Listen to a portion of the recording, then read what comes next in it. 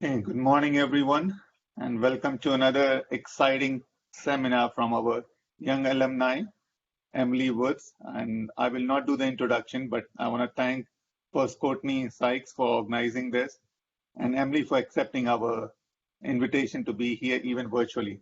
So thank you, Emily. I hope we will do this again in person, but I'm going to pass this to Kevin Kawati, who's going to introduce our speaker today. So Kevin, the floor is all yours. Thank you, sir. I appreciate it, and thank you, Courtney. I'm going to share my screen very quickly here for this introduction, if that's all right. Let's see what we can do here.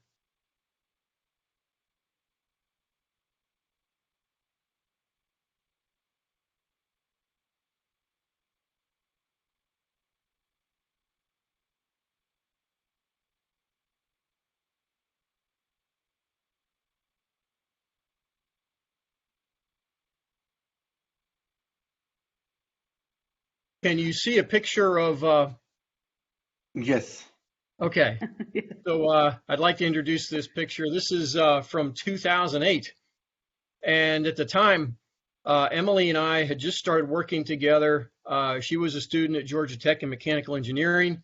And this adventure took us to a remote village in Cameroon, where we were helping the folks there as part of an Engineering Students Without Borders program to do an environmental and water assessment of the area's resources. And this is Emily in action with some of her admirers from the field. And this was the first time I got to work with Emily and see how she worked with her colleagues. And I was, truly impressed with her level of enthusiasm, her ambition, her smarts, and her absolutely infectious personality. We came back to the States, and you see Emily here on the right in a dress made by a seamstress from a woman in Cameroon. And Emily and her colleagues, did a lot of outreach work in the community with schools, with other students, with faculty about their work there. And around this time, Emily and her colleagues, another student at Georgia Tech that worked with us at GTRI, a gentleman named Andrew Foote, began to explore ideas around sanitation technologies and other technologies that could help folks in developing countries. And they came up with, they put together a proposal to a group in Chile called Startup Chile. They then went down to Chile, worked on their innovations there, and then later formed Sanivation. And in between, Emily did a stint at Yellowstone National Park, and I really became impressed with her even more there because this photo was taken minutes after she had been chased by an elk, and yet she still has this infectious smile and enthusiasm for engineering, for working with others, and helping so many people. And fast forward to today, some of the most recent advice that Emily has given me is that she said, Kevin, if you want to deploy a technology in these remote areas, you have to be able to drop it off an airplane and then put a bomb on it. And then if it still works, you might have something. So this is based upon her years of experience in Kenya and work with others around the world. And I'm very proud to introduce Miss Emily Woods as the Young Alumni Speaker today. I think you'll find it very enjoyable and very inspiring. All yours, Emily. Thank you.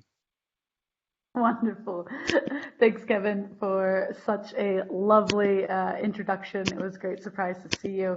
For those of you who don't know Kevin, he's incredible. I obviously ate the GTRI. He's done so much for me and in my career from tech and on, and just a lifelong friend. So today, it's an honor to be back. It's always great to get back to Georgia Tech, even virtually. I'm calling you from this evening here in Kenya, in Naivasha, Kenya, where I've been based for the past 10 years. And today I want to talk to you a little bit about my somewhat unique, not stereotypical journey from being a student at Georgia Tech to now running my own social enterprise here in Kenya. So yes, I do work with poop and in sanitation. You will hear me talk about that a lot today, but hopefully I'll share with you a little bit kind of about that. And to kind of start us off, it's always good to remember where we came from. So Kevin shared some fun pictures. I always like to share some too to other students. So I started in 2005 as a rat of course, mechanical engineering. Some of my main activities I did while I was at school, I started the women's rugby team back in 2006. We're actually, if any of you guys ever, I don't know if Dr. Major is still there, but he was actually our coach. So it was cool to have a mechanical engineering professor who was also our rugby coach. I was part of the Rambling Rec Club, which my favorite part was just being on the field during all the half times. And I was a PL every year in Harrisonville. So if you have, in Harrison, so if any of you are freshmen or lived over on that side of campus, that was definitely my stopping grounds once upon a time. I didn't necessarily have the most standard journey even while I was at school. So while I was studying mechanical engineering, I actually took a year off in between my second and third year at school to go and work on a ship in an engine room. Actually, we were off the coast, first Croatia, we went around Europe, and then based off of Germany for a while. And, you know, this was not normal for most people. It's very clear if you go from one term to the next, maybe you spend your summers, you know, at Delta or at Boeing or something like this. But I had just studied engine design, and it was the coolest thing in the world to go now. I was volunteering on the ship, and suddenly it was like Magic School Bus, where I was inside of a 9,000 horsepower diesel engine, which was really neat because at the time I didn't know what I wanted to do with my mechanical engineering degree. And being on the ship, being in a nonprofit environment was really interesting for me. For the longest time, my job really was get in small places. So that was, you know, inside of engines, in the bilges, or in a heavy oil diesel tank, cleaning the oil off the wall, which is this picture that I think for the longest time it was still hanging in the work abroad office on campus. And what was really interesting there is I realized as I was sitting there cramped in this heavy fuel oil tank and it was scratchy and itchy and hot, is that you couldn't pay me enough money to do something like that. But doing it for a cause that I believed in was totally worth it for me. And I think I realized that this was the start of maybe my not so stereotypical journey. Another kind of example of success is what you make it is every summer when a lot of my mechanical engineering friends were had their very engineering internship jobs, I actually was selling books door to door with Southwestern Advantage. Maybe you've heard of them, maybe you haven't. It's one of the longest running college intern programs where literally I was going door to door in a different city in the States selling educational kids books, which sounds ridiculous, and it was in a lot of ways, but I learned so many incredible skills from this, everything from how I interacted with people to sales is a really good skill, and I first learned how to actually run my own company. And so while I never had a big engineering firm on my resume, I do believe that the skills and what I learned doing these unstereotypical jobs was just really clutch to where I went. I did graduate in 2010, and I think one of the biggest things for me was I was actually part of the engineering design that matters, I think they called it, the capstone design with Dr. Colton started, which the whole idea is that 90% of the world's engineering is based on 10% of the world's population. And so Design That Matters tries to flip that on its head and say, okay, let's actually design for the other 90% of the world. And you'll be amazed when you start looking at these lower income environments on how ripe they are with opportunities of just a little bit of innovation can go a long, long way. And so I was really inspired by that. And I think it also set a lot of my trajectory. As Kevin mentioned, I got to go work with GTRI right out of school with Kevin, where we were testing all kinds of different water systems, solar systems, started my first into sanitation there. And I was actually got to be based at Yellowstone National Park, which was incredible. It was an amazing experience where I was actually sent out to the backcountry to do evaluation on solar feasibility studies on some of these outpost ranger stations, which was incredible.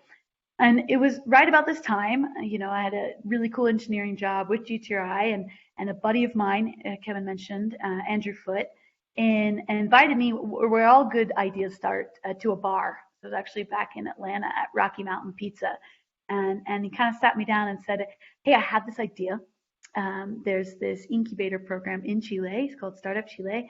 And I think we should start a company together. And I thought that was the craziest idea ever because I had this incredible job that I loved in a beautiful place. And And he was telling me that, no, we should go do this. And so that's where we first took some of the ideas that were actually started at GTRI around proper sanitation of human waste, applied to the startup program and got it. There was actually ended up being 4 tech graduates who went down there, all of us recent graduates, 2 Chile together and 1 Emory grad to start this program. And that was really the beginning of my company, Sanivation. I'll tell you a lot more about the company, but we had a great time down in Chile, as you can imagine, a bunch of recent college grads. And we took a lot of these ideas, and that picture that you see on the bottom right was what we thought was going to change the face of sanitation on the planet. Because what we realized is that most human waste isn't treated before it's dumped in the environment. And a lot of times that treatment process is expensive and difficult.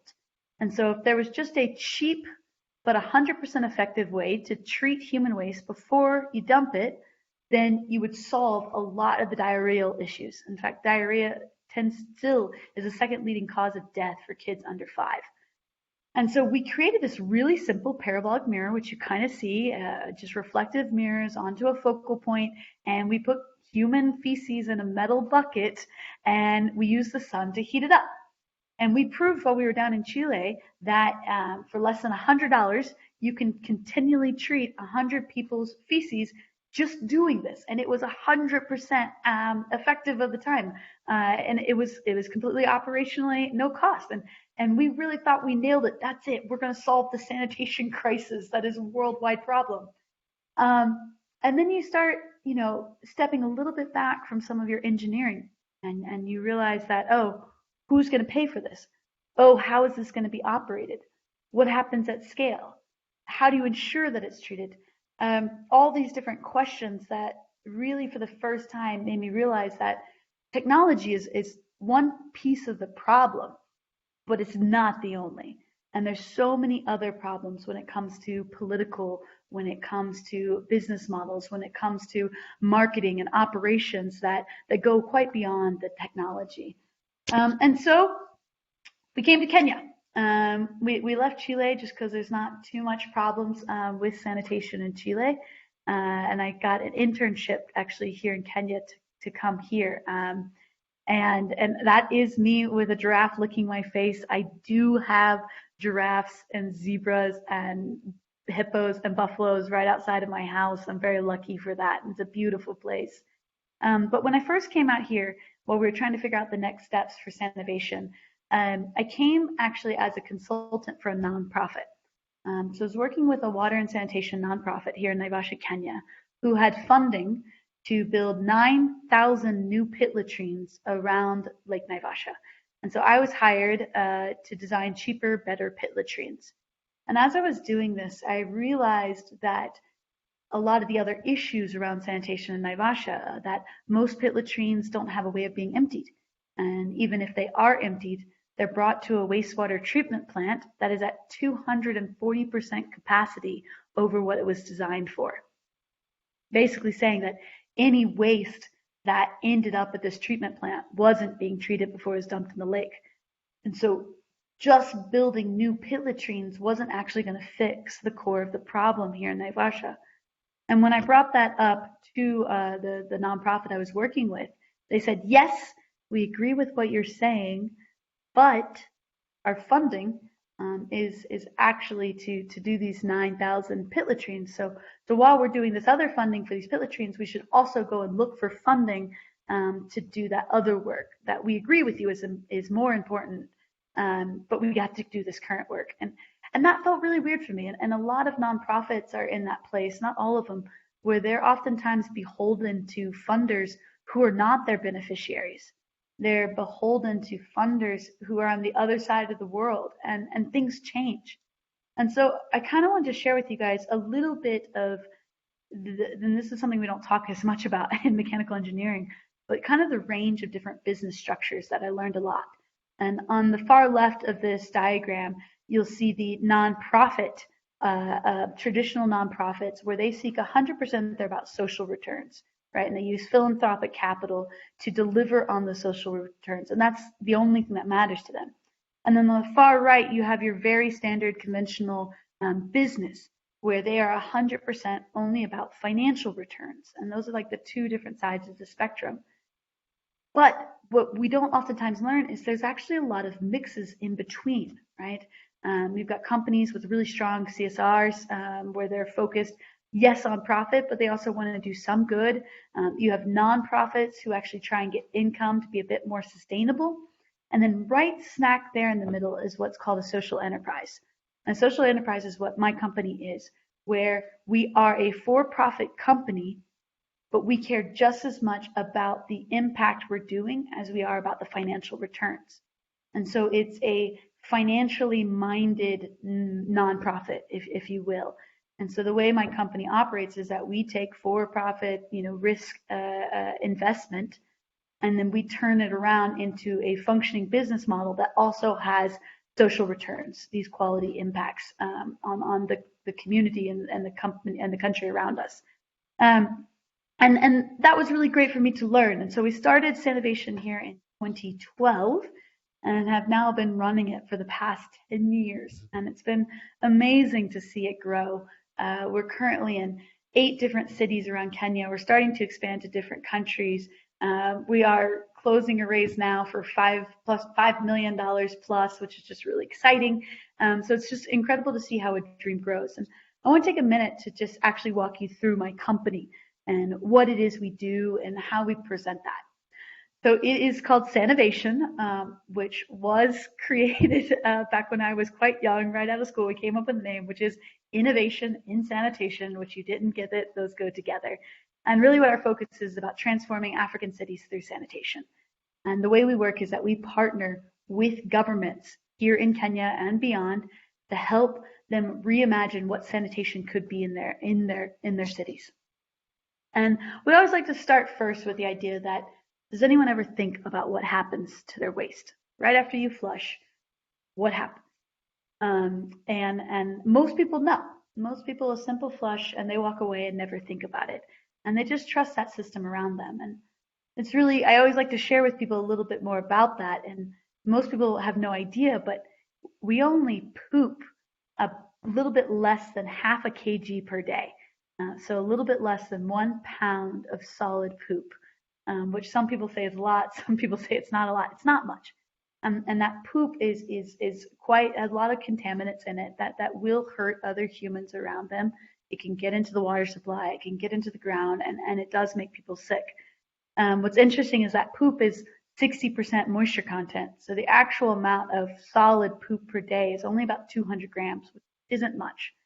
But then we take that 200 grams and in America, we then flush that away with anywhere from 3 to 5 gallons of water per flush. And that is clean water that we are now contaminating with that little bit of poop. We also mix our urine in there. Most people pee about 1 liter to 2 liters a day. Then we also mix in sink water. We mix in all of our gray water. In some cities, we're still mixing in rainwater. And so that little bit of poop per person is now contaminating the entire system. And now in our flush world that we live in America, all that wastewater is now oftentimes transported way outside of the city, not always. There's some within. And then they have to use all this energy to then treat that water to try and make it safe again, to put it back in the environment. And that's the whole system we have here. And a lot of people don't think about it, but it's incredibly inefficient. And it's so inefficient that most places like here in Kenya, it's not possible. They don't have the millions, hundreds of millions of dollars to invest in that infrastructure that America did once upon a time. Many places don't have the water because of water scarcity. Many places don't have that much energy to try invest in not only transporting it, but then treating it. And so it becomes a big problem. And so when you don't have a flush-based system, what do? And that's really where my company plays in. So Kenya, like most places in the world, 90% of waste isn't treated before it's dumped in the environment. 90%. And that waste has incredible consequences. As mentioned, it causes a diarrheal disease as a second leading cause of children under 5. There's huge pollution. This picture you kind of see in the background here is an exhauster truck that has emptied waste out of a septic or pit latrine and is now just dumping it into basically like a waste lagoon. And this is quite common. And what that does then is it does restrict the economic growth. If you think about it and you don't have sanitation, this basic building block of an urban society figured out, it's hard to continue to grow. And in fact, the World Bank stated this recently, that no country has reached high income status without sound sanitation systems. It's just one of the building blocks within the cities. And it's a huge problem, right? 90% of cities, 90% of waste isn't treated before it's dumped. And so then if you look at this growing problem, is urbanization is happening all across Africa. You can see in this picture all those different growing urban areas. So there are about 7,000 different urban areas, call them cities, call them towns. And they estimated that 950 million plus will be living in African cities by 2050. And that is a lot of people and a lot of poop that's not being treated, that's going to have horrible environmental and health effects. It already is. The other interesting thing about waste, when it's unmanaged and it breaks down, it actually is a huge polluter, a creator of methane. And in fact, in a lot of low-income areas like here in Kenya, there's a recent study in Kampala that showed that 75% of their greenhouse gas emissions were actually caused by waste not being properly managed. And so there's huge potential to do a lot of fixes. The opportunity, though, is there's this gap. There are obviously governments and what we call like water utilities who want to fix this problem, right? They're under pressure. They're under pressure from their community, from the residents who live there, who say to fix this, but they don't know how. They don't, flush-based systems have been the gold standard for so long that a lot of times they lack the understanding, the knowledge, the innovation of what are other options to do. On the other side, you've got these funders. There is a lot of funding from development finance institutions such as the World Bank or African Development Bank that are wanting to send lots of money to help pay for this capital, but there aren't well-structured projects. And so when I say well-structured, like company projects, it's a flush-based system has a really good financial model because people will always pay for water. So if you're installing all that capital to put in a pipe and a meter, and you get to charge people for how much water they use, well, then you just charge them an extra percent for how much dirty water you take back from them, and that pays for all the treatment.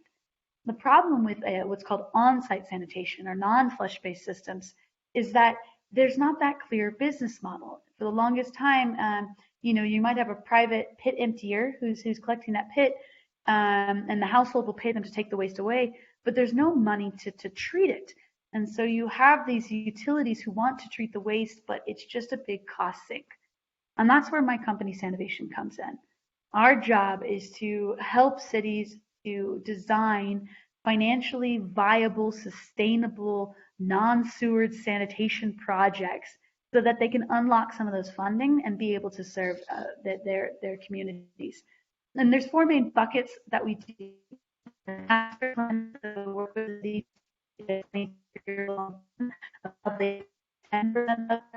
fecal waste being treated to more than 80%, and that's kind of our what we do. We do waste collection, so we help people figure out how to get the shit out of the pits, which is an important piece. We actually do the treatment plants, which I'll talk about more in a second, that fecal waste coming in and how it's treated and then being reused. So we do a waste to value approach. And we're also starting to do municipal waste and use between trash and human shit. And so our progress, as I said, things are growing fast here. It's been really exciting that we're in 8 cities now. We're actively serving over 20,000 people. We've created over 140 jobs. We have lots of carbon offsets that we've done, which is exciting, and lots of revenue coming in the door. So things are looking great from a social perspective of both revenue and impacts that we want to do.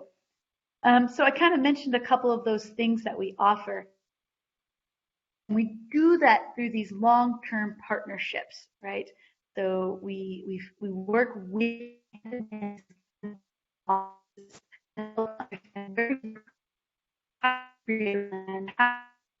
solutions, make sure that continually growing your sanitation service.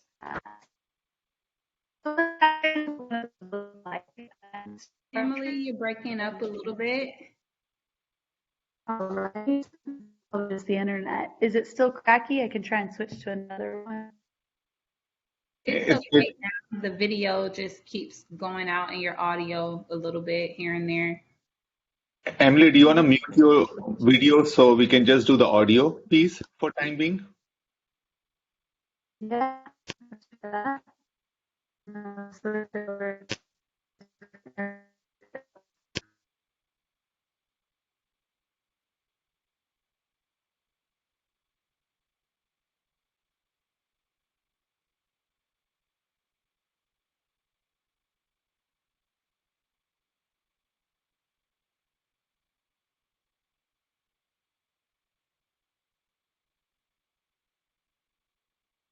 Emily, we have lost your audio also now.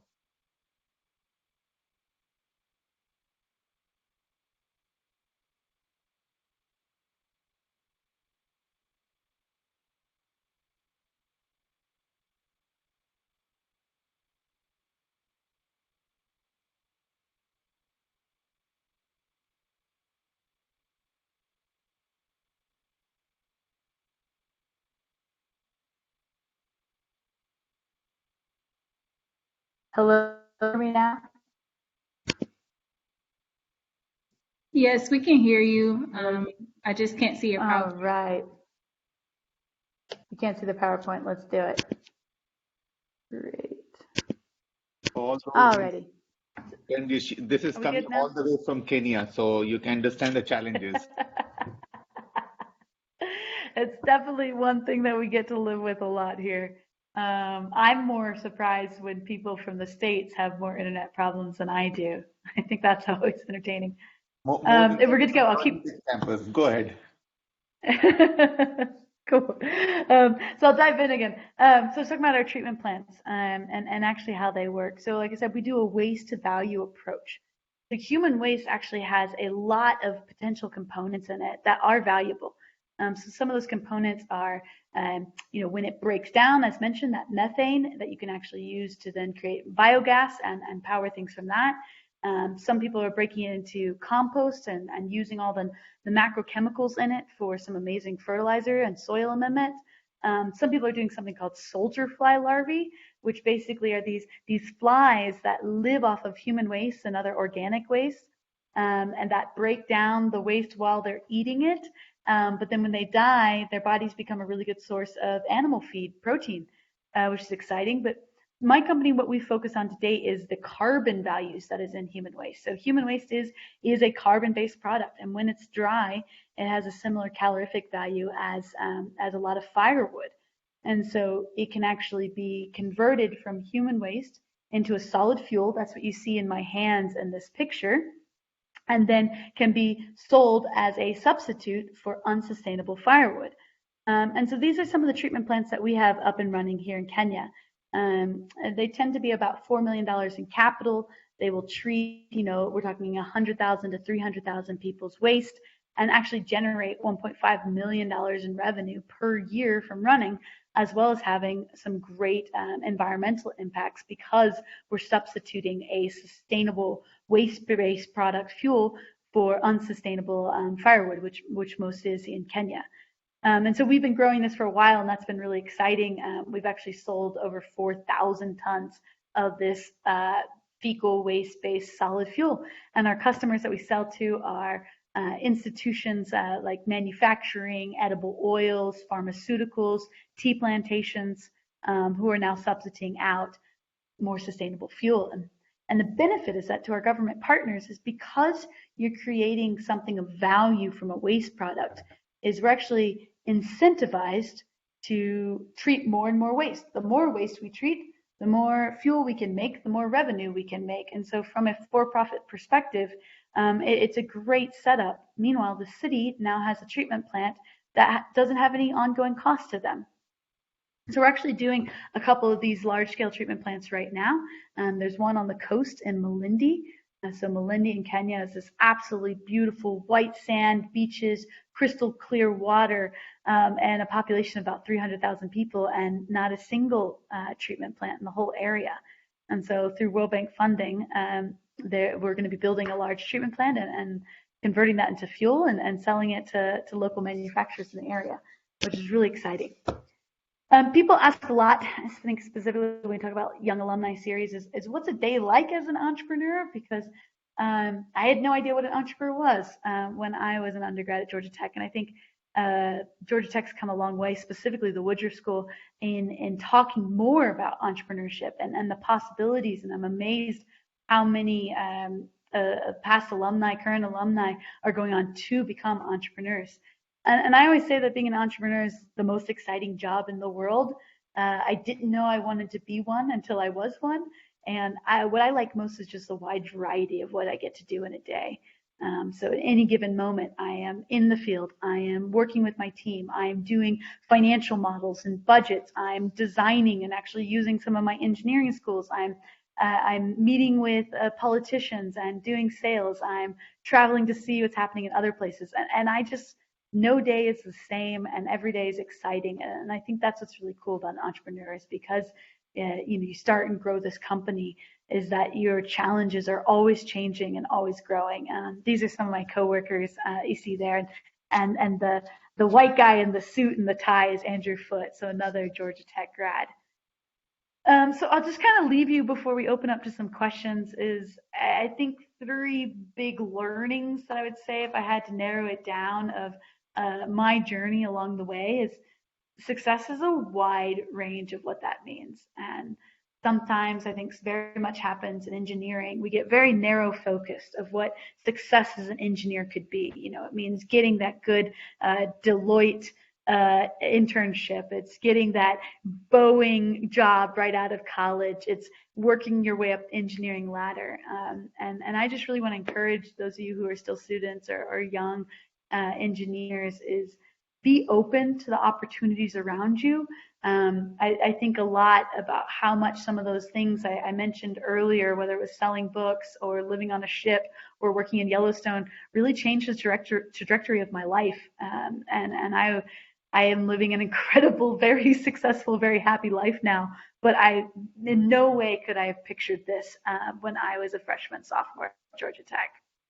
I think the second big learning is that technology is a really small piece of lasting solutions, and that's a really good lesson for engineers to learn and to own, that yes, it's important, but technology stands by itself.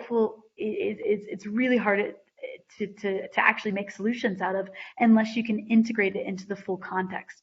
And we have this problem a lot, where a lot of new sanitation innovations are designed in a lab out of the States. And like I was telling Kevin, there's no way they're going to work here. I'll give you a little insight into that. There's this incredible waste treatment facility that was created at Duke through funding by the Reinvent the Toilet Challenge at the Gates, called the Supercritical Water Oxidizer, which basically supercritically heats wastewater to treat it. And I don't even fully understand all the engineering. It's a little bit beyond me. And it's had great success in the States, and they're trying to figure out how it would work in Kenya. And there's no business model for it here. The maintenance cost alone is $150,000 a year.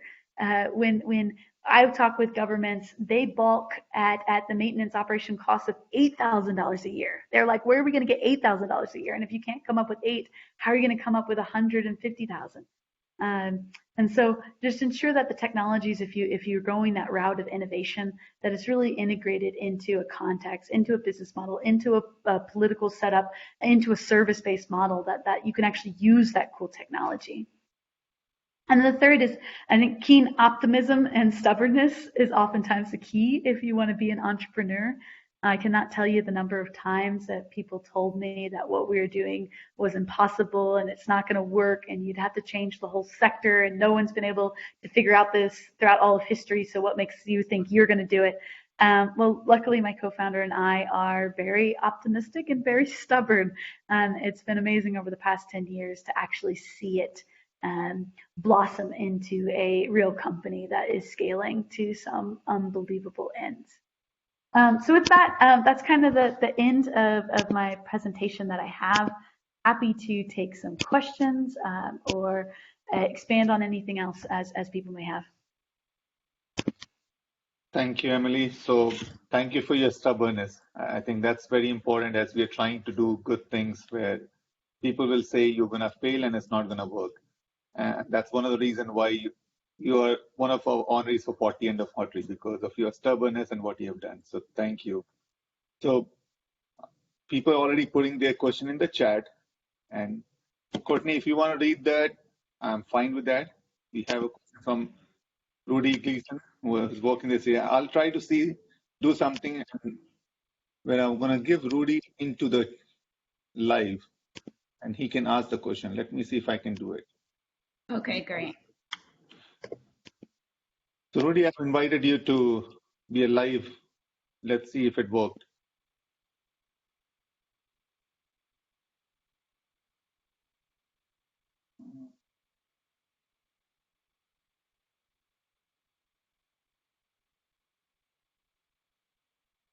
He's not. So Courtney, you can go ahead and if you can take care of the chat window. Okay, so Rudy asked the question, what advice do you have for current Georgia Tech students with a passion to impact the world but don't really know where to start? Great. I think this is coming from Dr. Gleason. Rudy, is that right? Yes. It's good to see you on here. Dr. Gleason was really involved with Engineers Without Borders, which Kevin kind of mentioned earlier. And Dr. Gleason in himself has some incredible stories about what he's doing in Ethiopia, combined with what he's doing there at Georgia Tech, and always an inspiration to us at Sanivation. He's been a big part of our journey along the way. So thanks for being here, Dr. Gleason. What do I say to students about inspiration? I think a lot of times as students, we have these amazing ideas and then we immediately like, nah, I could never do that. And I think it comes into that stubbornness of just not letting the world or those around you tell you what you're not able to do. The coolest part about being a student is that the whole world is just open to you. And so go for those dreams. You know, you have an incredible education and background. Being a mechanical engineer from Georgia Tech means that you will always be able to find a more traditional study job if that's what you want. So go live those passions and aim high. You will be amazed at where the world can take you. Great. Thank you, Emily. I see one more question from Todd Sulchik. Todd Sulchik. Thanks, thanks, Devesh. It says, in thinking about the sanitation problem, it is interesting how you define it less as a technical problem, but more as a business model problem. How did you hit upon the use case of waste products? Great. I think nail it on the head there, that the way we came to how to reuse the human waste was because we took a step back from the technology, right? When we first started, we were all about this solar treatment of human waste. And then we realized no one would pay for it. And so we're like, okay, how do we get people to pay for waste? Okay, we got to convert it into something valuable. Okay, what is something valuable we can convert from human waste? And I was actually living here in Naivasha, and I had those big solar mirrors, and actually had numerous people coming up and asking me, because these solar mirrors that we were using to treat human waste, literally buckets of human shit on these things, people would come up to ask me, oh, that heats, it gets it really hot, can we cook on it? And I was like, well, you could cook on it, but like we're cooking poop on it. And that's where I started realizing what a big problem fuel is here in Kenya. You know, if you look at the household level, an incredibly high proportion of households' income goes to their fuel purchases per day. And so we started looking at, okay, if fuel is such a need, can we convert poop and fuel? And the immediate thought goes straight to biogas. And biogas is a great way to cook, and there is some great models happening from that. But that's not the number one way that people cook here in Kenya. They all use solid fuels still. So how could you convert human waste into a solid base fuel? And that's where we started doing some of the first studies about the calorific value in human waste. You know, literally we got to lead a lot of that work and finding out how great it is, because it is carbon based. And so I think we approached the technology need from the business model standpoint. And I think that's what really, really made things start taking off. Emily, in the time the question comes, I have another question which came out from the Duke analogy used. So when we're thinking about these innovation and technology, context is very important. And one of the big things which I feel coming from India is like you can do a great technology, and I have seen people where they're going to start taking pieces out because they can sell that piece. So how do you take care of some of these technology in some of the rural areas where livelihood is so much dependent upon I'll take a step back. There are a lot of things which can happen, which we might not even understand being here in US trying to develop the technology, because we are not even thinking about how people are going to interact with those technology that much. Yeah.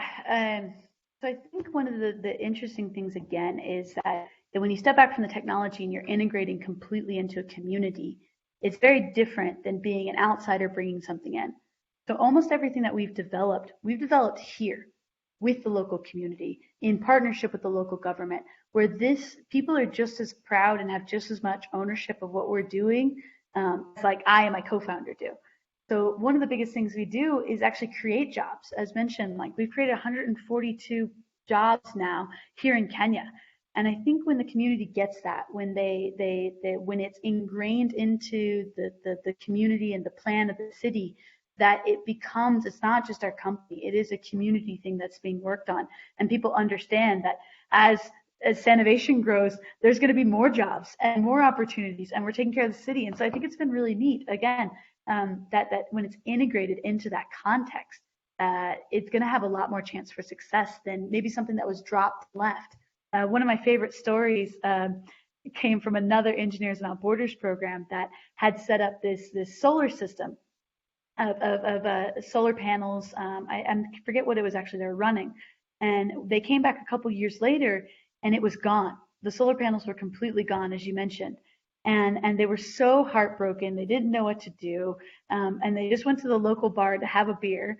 And they walk into the bar, and the bar were these solar panels that had stopped working because of some small malfunction, and people didn't know how to fix them. So instead, they used them as bar tops, which they said made for really cool bar tops, but maybe not as they were designed.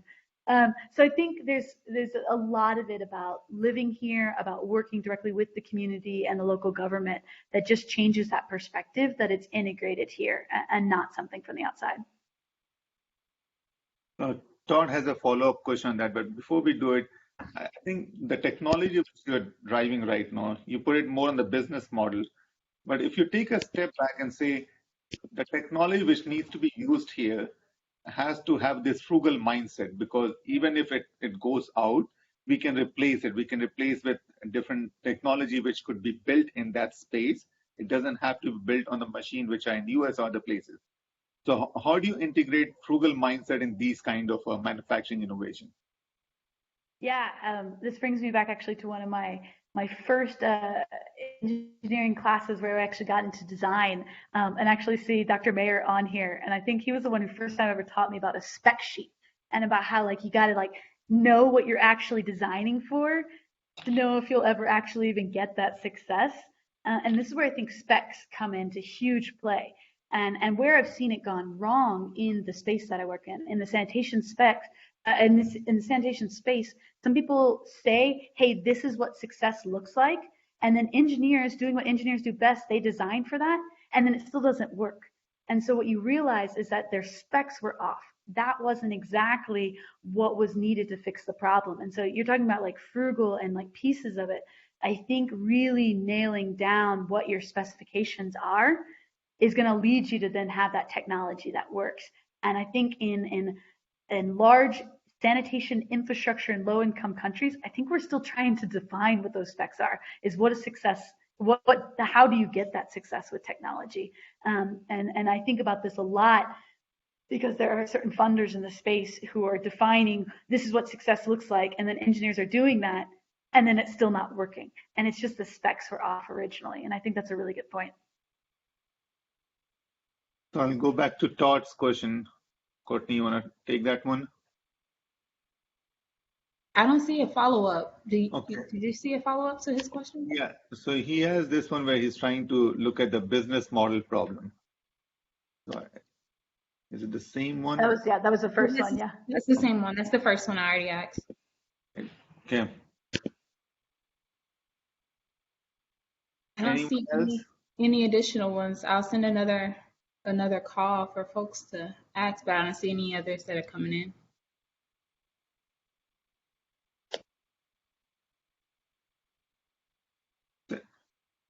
In the time we have, why Kenya? There are other places also which are looking at this. So what really excited about your journey to go to Kenya?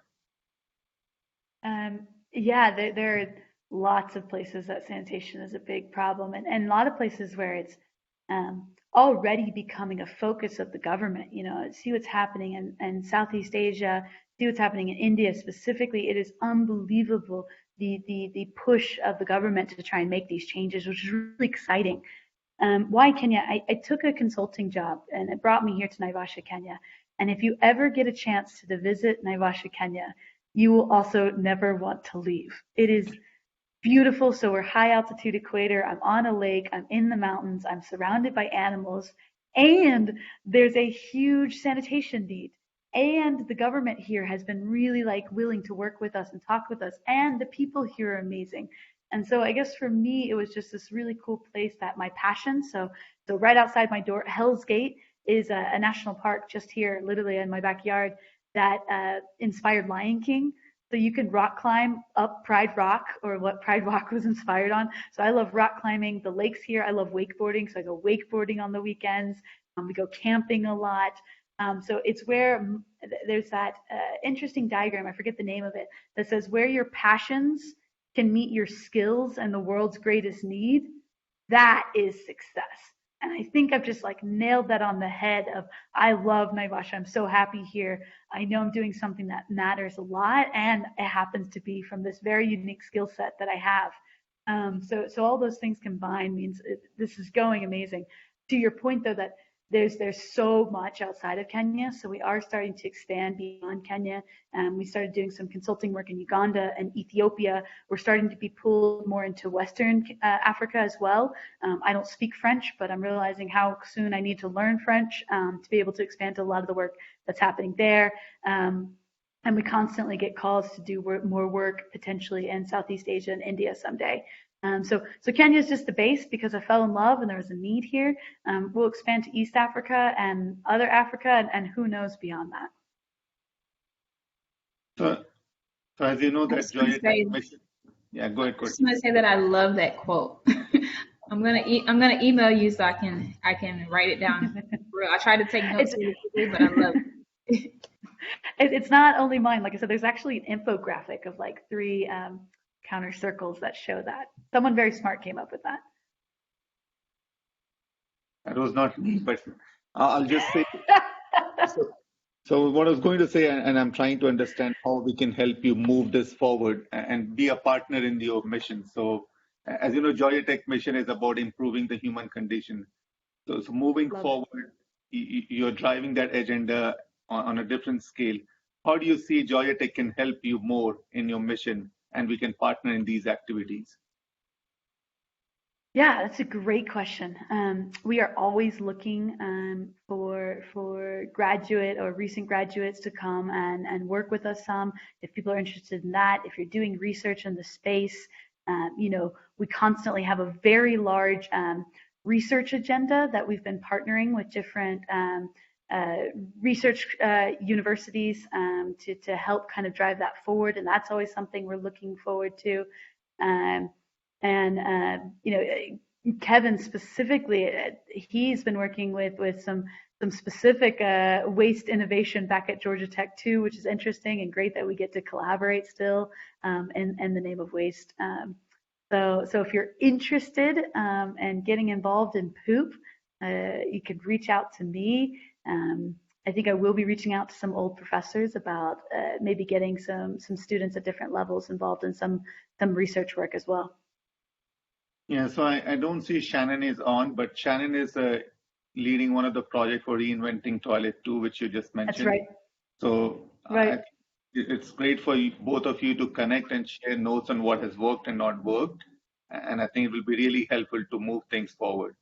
But looking forward, I think if you want to be engaged with the capstone design, anything we can do to start a project in our capstone design class would be really helpful. Wonderful. Let's make it happen. Okay.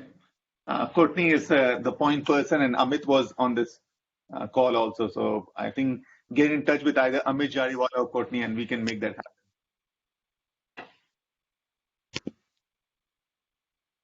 Courtney, any final words? I'm going to move this to you. I think I just want to, it's amazing to see a lot of old professors who joined us today. And I just feel very honored, Dr. Brass and Dr. Mayer, Dr. Gleason. It's really, really exciting to see these people who were very influential in my start, be able to share where I am now. So thanks for that opportunity. Thank you, Emily.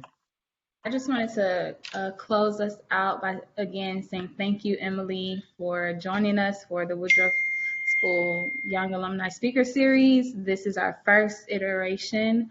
Well, you're our second speaker, but this is our first time rolling out this program, so I'm glad that you're a part of it.